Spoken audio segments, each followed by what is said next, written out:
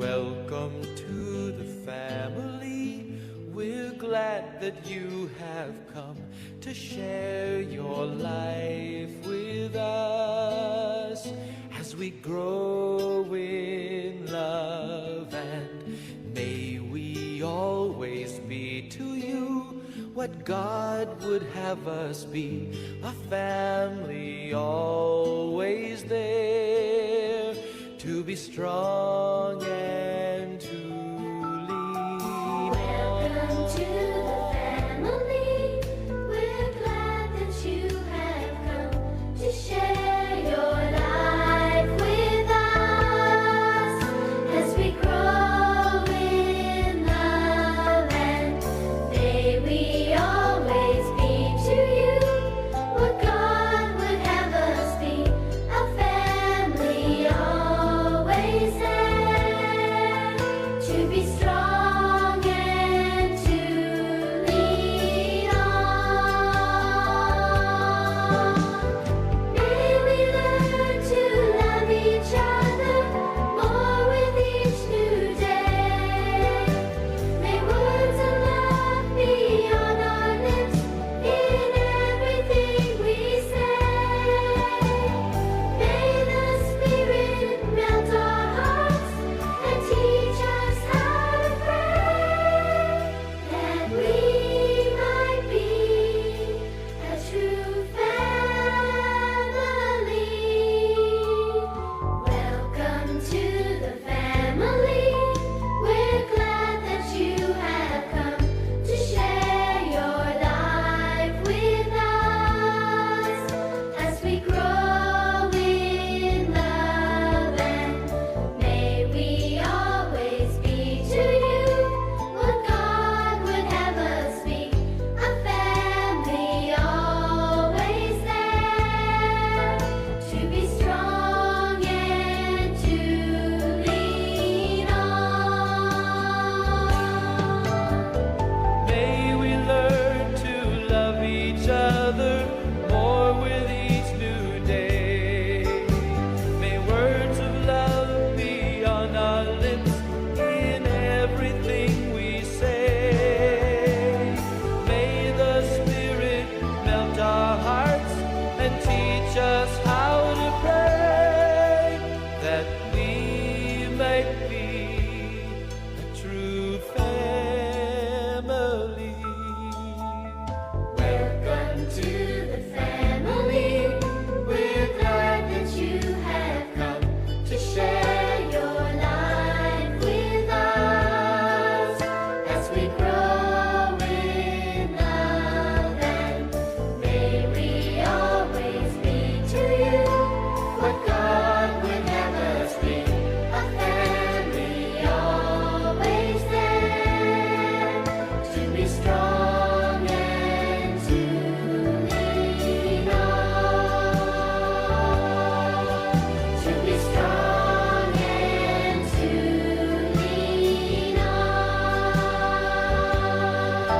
to be strong and to lean on. Patuloy po tayong nandito sa ating programang Family Catechesis on Air, Healing the Christian Family. Sa ating segment, Fidelity to All Human Persons with Our Catechist. Ang atin pong episode na ito ay merong topic na The Angels of God. Kasama po natin dito sa ating announcer's booth ang ating Diocesan Catechetical Coordinator, si Mama Dang. Para sa iyong pagbati, Mama Dang. At syempre, Father, sa Central Deanery, no? Ang Opo. ating Dean of the Catechist, si Father Arnel Zamora, at saka yung Head Catechist natin, si Mami Isong Julieta Punan. Si Mami Isong Punan. Julieta Punan. Oo. Sa San Jose Deanery naman, Opo, ang bati. ating Dean of the Catechist, si Father Mark Santina, at saka yung ating Head Catechist, si Mami Linda Favila. Pagbati po sa inyo dyan at lahat ng mga katikista ng San Jose Deanery, Northern Deanery at saka Central Deanery. Siyempre, wag natin kalimutan ang Southern Deanery. Ang Southern Deanery. kung ang ating Dean of the Catechist ay sa Southern host. Deanery. Ang host ngayon. Hi po, Father Joey, dyan sa Southern Hello Deanery. po. At saka kasama rin natin yung Yung head. yung head catechist, si Bernie. si Sir Juan Bernie. Bernardo Castillo III. Wow, kompleto yan, Bernie, ha? Oo, saka sa lahat ng mga katekista ng Southern Deanery. Deanery. At sa buong Pilipinas at na nakikinig ngayon, Yes. magandang hapon po sa inyong lahat. Meron po tayong kasamang katekist dito at siya po Ay ay magpakilala. mapapakilala ng sarili niya. Magandang hapon po sa inyong lahat. Ako po si Jacqueline Abad, catechist from Pandan. At magandang hapon po sa lahat ng mga tagapakinig ng DYKA 801.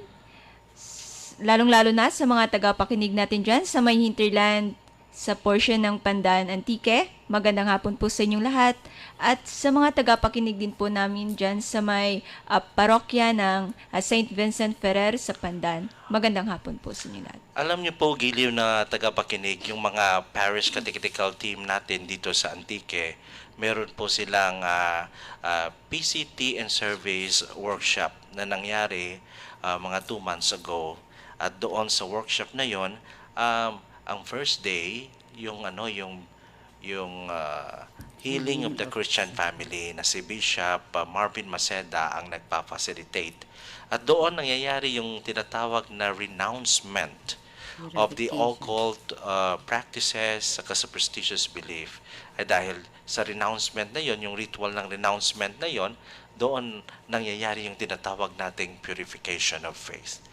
Kung tayo po'y nakikinig dito sa radio station natin mula nung episode 1 hanggang ngayon, inyo pong ma-realize at ma-imagine kung bakit nag-umpisa tayo sa occult practices, nag-umpisa tayo sa kwento ng superstitious belief, at doon tayo nag-umpisa rin sa mga psychic, spiritual, psychic healing powers natin, at naunawaan natin na yung powers pala, ang influence pala noon sa tao ay talagang hindi maganda.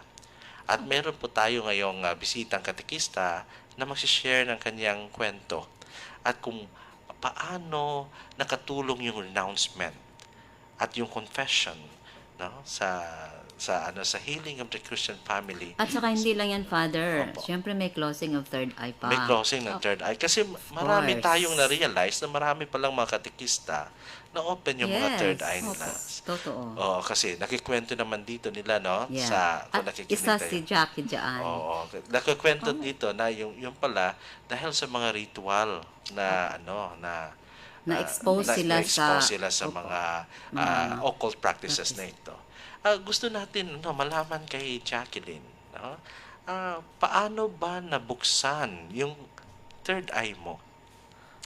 Actually, ako po, tulad ng sabi ko po last week, ako po ay bunga ng isang sinasabing broken family at dahil dun po, nagkaroon po ako ng trauma. Apo. At dahil po dun sa trauma, naging weak po ako.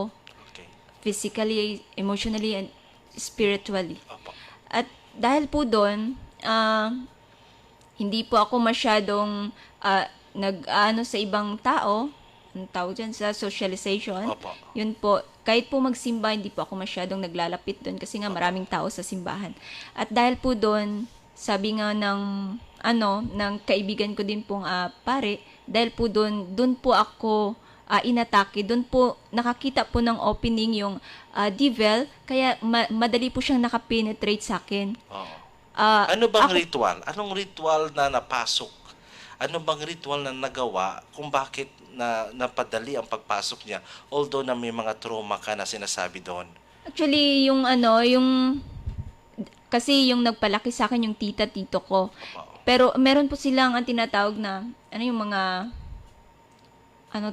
yung sa albularyo, Opo. ganun po. Tapos meron po silang, meron pong yung meron po silang isang tao, balik kaibigan po nila yon na pinapunta po nila sa bahay. Tapos, meron pong yung itak. Opo.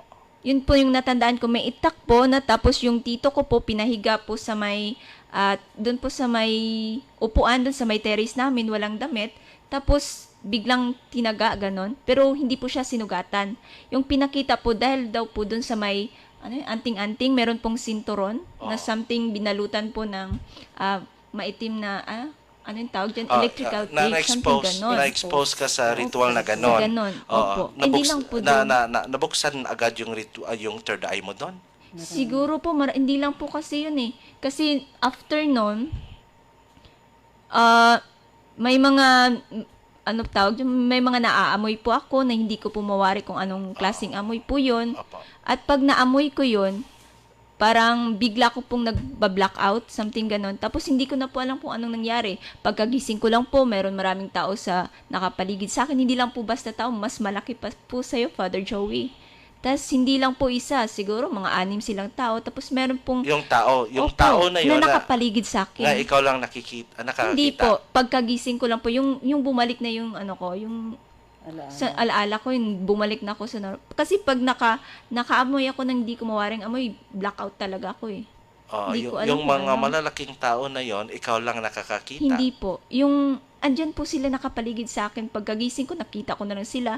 May nakahawak sa kamay ko, may sa paa, may sa ulo. Tapos sa harapan, merong mga Bible, crucifix, mga rosary. Tsaka sabi nila, sobrang lakas ko daw. Yun po. Pero, yun po. Instead na dadalhin ako sa may simbahan, dinala po ako sa may albularyo.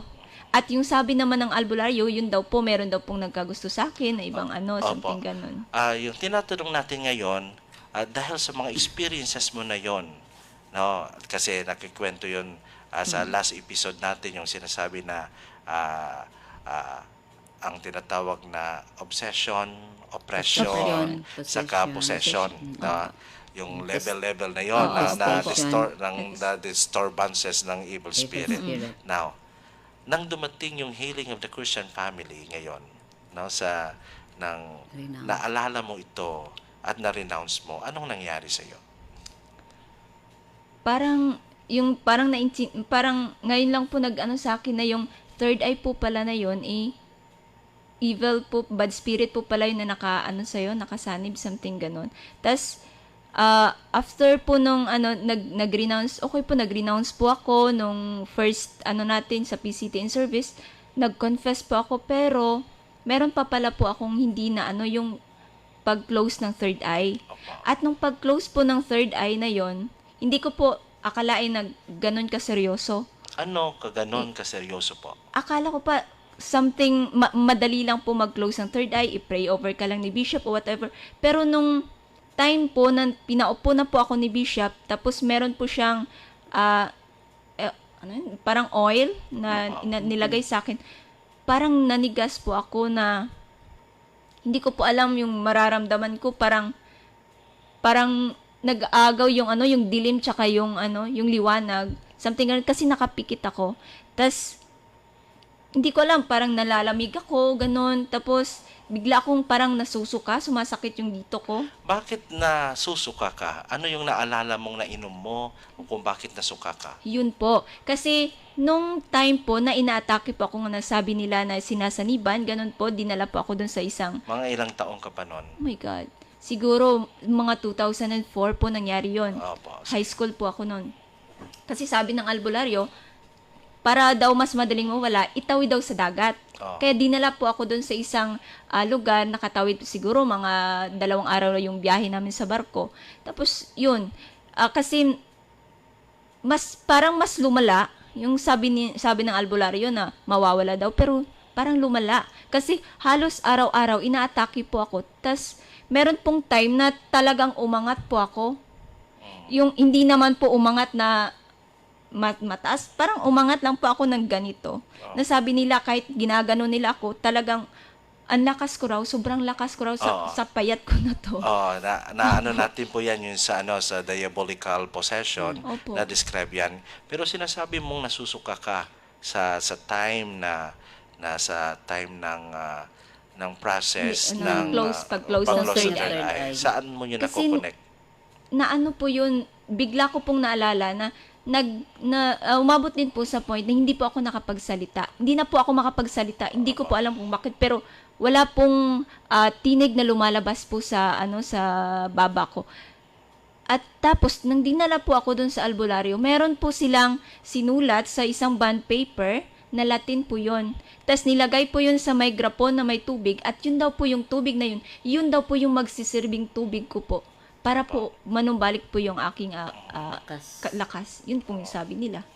Pero hindi naman po. Hindi po nagkatotoo. Bumalik po yung lakas ko dahil po dun. Dinala po ako dun sa may sa pari, dinala po ako sa simbahan at marami po silang nagdasal hanggang mga rosary, ganun. Mahabang panahon ang nangyari sa buhay Yes. mo at binabalik mo yun doon sa broken family.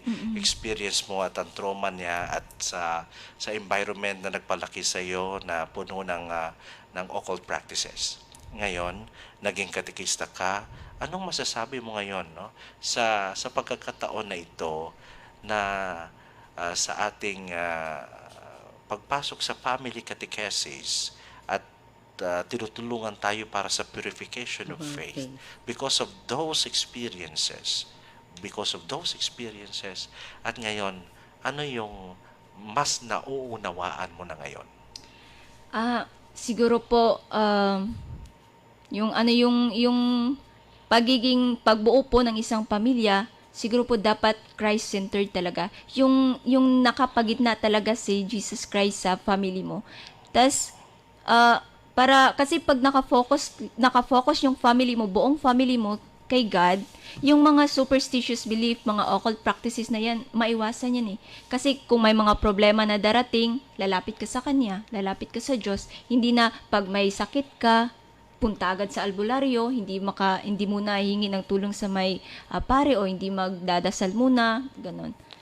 Kasi, Para makaiwasan. kasi naman mamadang, no, kung nakikinig tayo kanina sa segment number 1, Fidelity to God with Bishop Marvin, at segment number 2, Fidelity to the Church with Father Jose Sequia, sinasabi niya na yun ang talagang hinihingi ng mga exorcists ngayon, na humingi tayo ng tulong sa Opo. ating mga guardian angels. Yes, correct. Anong masasabi niya, mamadang? Alam mo, Father, kanina nung nakikinig ako sa inyo ni Bishop, no?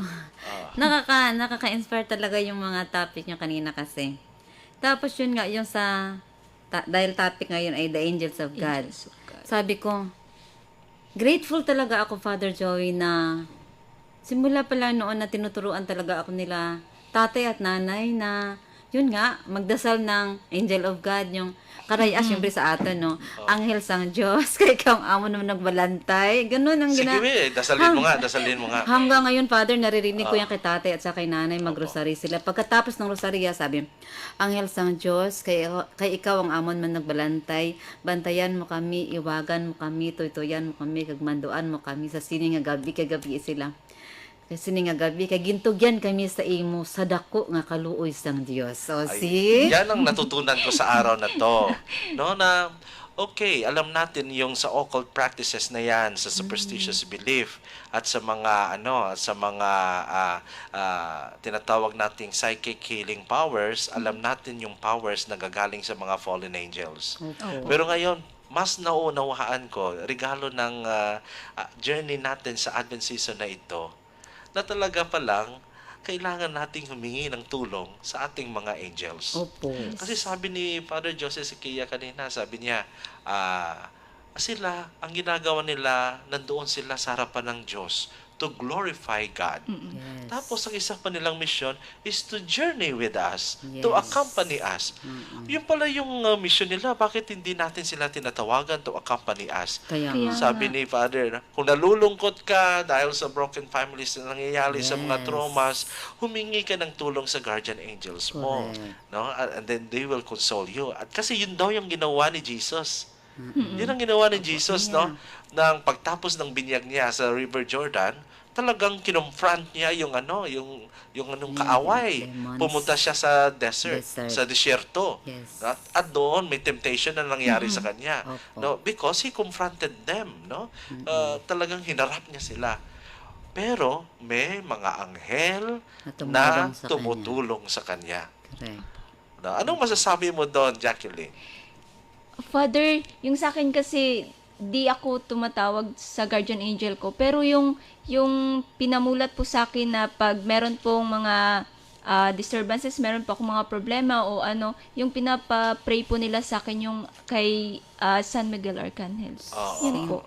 Kay Saint Michael po. Opo, kasi siya, si Saint Michael, Archangel, sabi ni Father Joseph Sequia kanina, na he is, sa humble, position siya. Pero but to, mapahiya naman yung pride ng seraphim na si Lucifer, siyang nag-lead, no? Si Saint Michael Archangel. Siya na yung leader natin ngayon sa mga sa spiritual world, no, sa mga angels natin. At sabi dito very clear na natalo na yung mga anghel. Yes. Natalo na sila. But then we have to continue to ask for help sa kanila kasi nandito yung mga fallen angels to tempt us.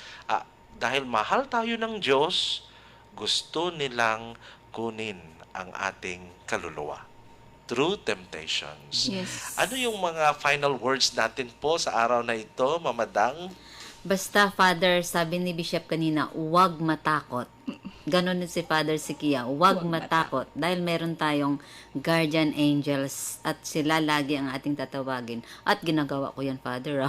Every day, pagkagising, bago matulog, wherever I go, angel of God, my guardian dear, Saint Michael the Archangel, basta ganun lagi, no? Huwag matakot. Lalo na sa mga bata, huwag matakot. Tawagin ang ating guardian angels. Okay, sa iyo, Mrs. Jacqueline. Yun din- Abad, dahil yun sa din po, maraming nangyari sa God. buhay mo, anong masasabi mo na ngayon?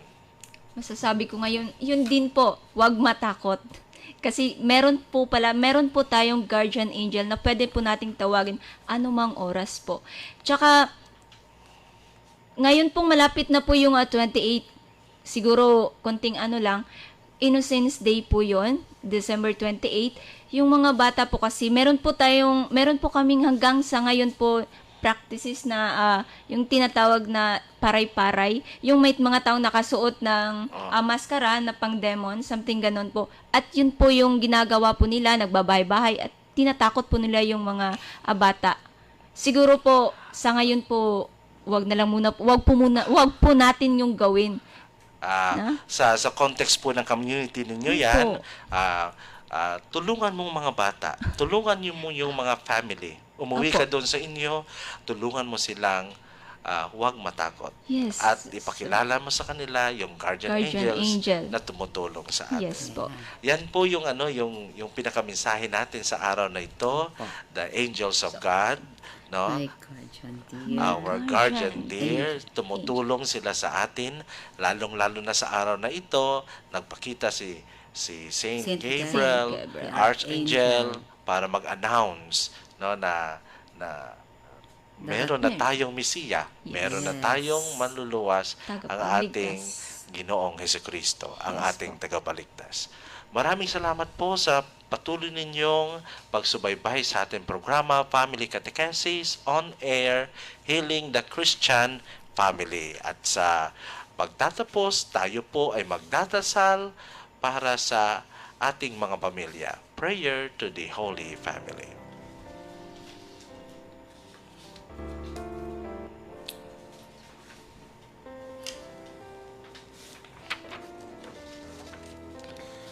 In the name of the Father, and of the Son, and of the Holy Spirit. Amen. Prayer to the Holy Family. Jesus, Mary, and Joseph, in you we contemplate the splendor of true love. To you we turn with trust. Holy Family of Nazareth, grant that our families too may be places of communion and prayer, authentic schools of the gospel, and small domestic churches. Holy Family of Nazareth, may families never again experience violence, rejection, and division. May all who have been hurt or scandalized find ready comfort and healing. Holy Family of Nazareth, make us once more mindful of the sacredness and inviolability of the family and its beauty in God's plan. Jesus, Mary, and Joseph, graciously hear our prayer. Amen. Amen. In the name of the Father, and of the Son, and of the Holy Spirit. Amen. Maraming salamat po sa inyong patuloy na pakikinig sa Family Catechesis on Air, Healing the Christian Family. Ako po to, si Father Joey Escote, at nagsasabing, God bless you all.